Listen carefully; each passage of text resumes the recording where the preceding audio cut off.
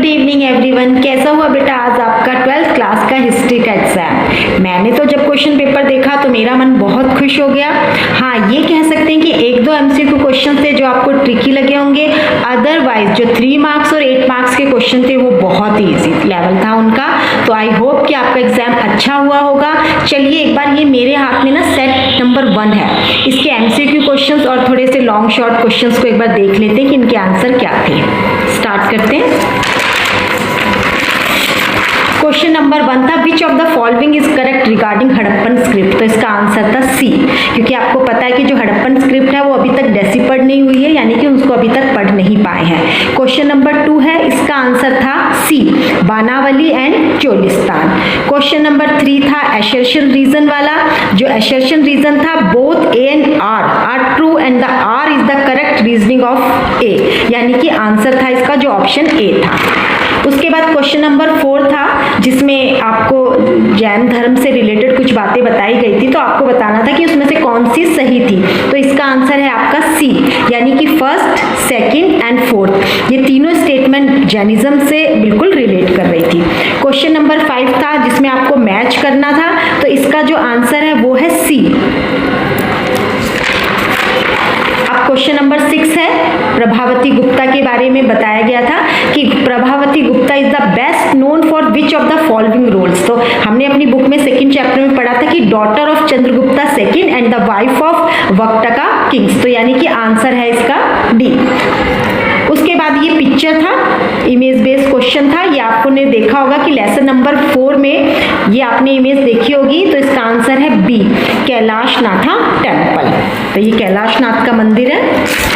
उसके बाद था आपका क्वेश्चन नंबर 8 जिसमें अल बिरूनी की जो बुक थी किताबुल हिंद, ठीक है, वो किसके लिए, किस चीज की स्टडी के लिए जानी जाती है। तो इसका आंसर था डी, डॉक्यूमेंट्स इंडियन कल्चर। उसके बाद क्वेश्चन नंबर 9 था जिसमें इब्न बतूता ने जो भी अपनी यात्राएं की थी, जो चीजें उसने देखी थी, तो उसका जो आंसर है वो है B, cultural competencies and skills.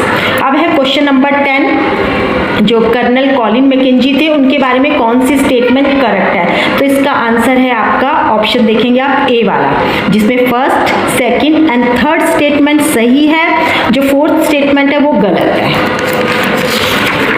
उसके बाद क्वेश्चन नंबर 11, ये भी मैच द फॉलोइंग था जिसमें आपने विजयनगर एम्पायर में पढ़ा था कि बहुत सारे जो यात्री थे, फॉरेन ट्रैवलर्स थे, वो इंडिया में आए थे, ठीक है, विजयनगर के समय में उन्होंने विजिट किया था कि कौन किस कंट्री से आया था। तो इसका जो राइट आंसर है वो है ऑप्शन नंबर बी।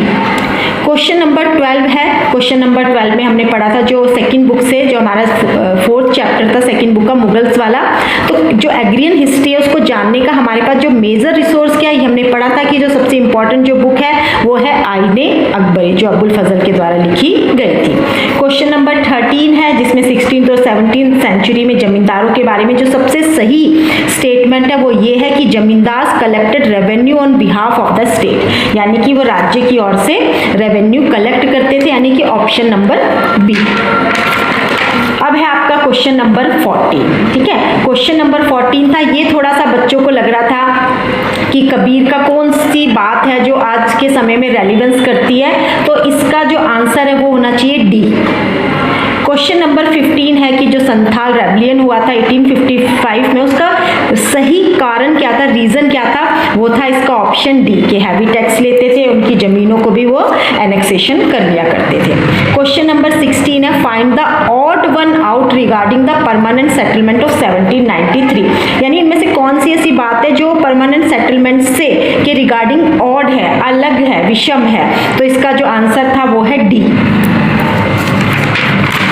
उसके बाद है क्वेश्चन नंबर 17, ये भी आपका मैच था, आपने रिवोल्ट ऑफ 1857 वाला चैप्टर पढ़ा था, उसमें लीडर्स और सेंटर दिए हुए थे, तो इसका जो सही आंसर है वो है ऑप्शन नंबर बी।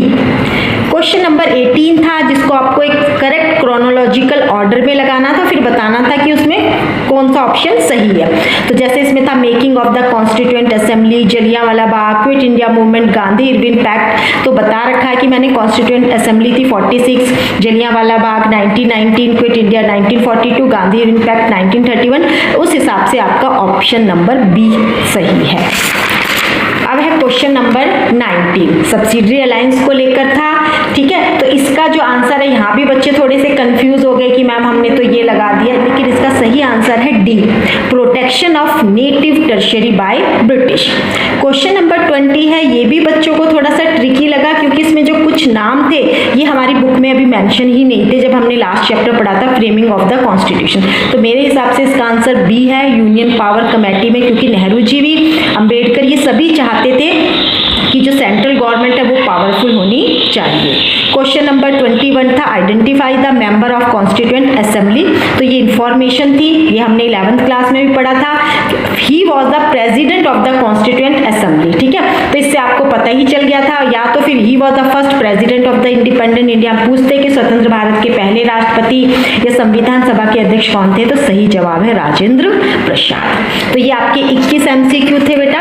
उसके बाद ये 3 मार्क्स के क्वेश्चन थे, ये भी बहुत ही आसान थे। पहला वाला क्वेश्चन था, क्योंकि हमने पढ़ा था मौर्य एम्पायर के बारे में जानने का जो सबसे इंपॉर्टेंट सोर्स है वो है अशोका की इंस्क्रिप्शन। भी अशोका की इंस्क्रिप्शन से हमें उस समय के एडमिनिस्ट्रेशन के बारे में पता चलता है, तो आप ये क्वेश्चन भी कर सकते थे। या फिर ये सबसे बहुत ही इजी क्वेश्चन था, कई बार पूछा भी जा चुका था बोर्ड में कि अगर आपकी कौन कौन से सोर्सेस हैं जिनसे हमें मौर्यन एम्पायर के बारे में पता चलता है, तो कौटिल्य का अर्थशास्त्र हो गया, मैक्सथनीज की इंडिका हो गई, अशोका इंस्क्रिप्शंस हो गए, कॉइन्स वगैरह हो गए। फिर ये हमारी फर्स्ट बुक के 4th चैप्टर का क्वेश्चन था, mid first millennium BC is consider as a turning point in the course of world history. तो यहाँ पर आपको बहुत सारे जो थिंकर्स थे उनके नाम बताने थे आपको, जैसे प्लेटो हो गया, सोक्रेट्स हो गया, अरिस्टोटल हो गया, जरथुस्ट्रा हो गया, तो वो नाम देकर आपको इसका आंसर लिखना था। नेक्स्ट क्वेश्चन भी बहुत आसान था कि विजयनगर एम्पायर किस तरह से डिक्लाइन हुआ था, तो कृष्णदेव राय के मरने के बाद जो भी सर्कमस्टांसेस थे वो आपको बताने थे। नहीं तो चॉइस भी थी, जो अमरनायक का सिस्टम था, ये भी बहुत इजी क्वेश्चन था। फिर रोल ऑफ पंचायता, ये इस चैप्टर का बहुत इंपॉर्टेंट क्वेश्चन था, ये आपने बहुत अच्छे से कर लिया होगा। नीचे वाला क्वेश्चन था रेबिलियन ऑफ 1857 था, जिसमें आपको बताना था कि एक ऐसे युद्ध के रूप में था जिसमें हिंदू और मुसलमान दोनों को ही बराबर नुकसान होता या फिर दोनों को ही बराबर फायदा होता। तो इस स्टेटमेंट को एनालाइज करना था, बताना था कि हिंदू मुस्लिम यूनिटी को बनाने के लिए क्या किया जा रहा था। लास्ट क्वेश्चन था describe the role of doctor BR Ambedkar. तो अम्बेडकर जी के बारे में बताना था कि ड्राफ्टिंग कमेटी के वो जो BR अम्बेडकर थे वो ड्राफ्टिंग कमेटी के अध्यक्ष भी थे और एक शक्तिशाली केंद्र सरकार की बात कर रहे थे, ठीक है, छुआछूत को मिटाना चाहते थे वगैरह वगैरह। आप इस क्वेश्चंस में 4-5 पॉइंट्स लिख सकते थे। बात करते हैं हम 8 नंबर के क्वेश्चंस की, जो हमारा सेक्शन सी था ये महाभारत से था। दोनों ही क्वेश्चन बहुत आसान थे। ये वाले क्वेश्चन में आपको एग्जाम्पल्स देने थे कि कौन से नॉन क्षत्रिय किंग्स थे, जैसे मौर्यन एम्पायर हो गया, सतवाहना रूलर्स हो गए थे, तो उन सब का नाम देके आपको बताना था। फिर यहाँ पे गुरु नानक देव की टीचिंग्स लिखनी थी या टीचिंग ऑफ चिश्तीस था, तो ये भी आसान क्वेश्चन था। फिर ये गांधी जी का रोल पूछ रखा था 1915 से लेकर 1931 तक बताना था आपको, यानी कि गांधी जी के साउथ अफ्रीका से इंडिया आने से लेकर जो उनका सिविल डिसऑबिडेंस मूवमेंट था वो बताना था। तो उम्मीद करती हूँ कि आज का एग्जाम आपका बहुत अच्छा हुआ होगा और आपके बहुत अच्छे मार्क्स आएंगे।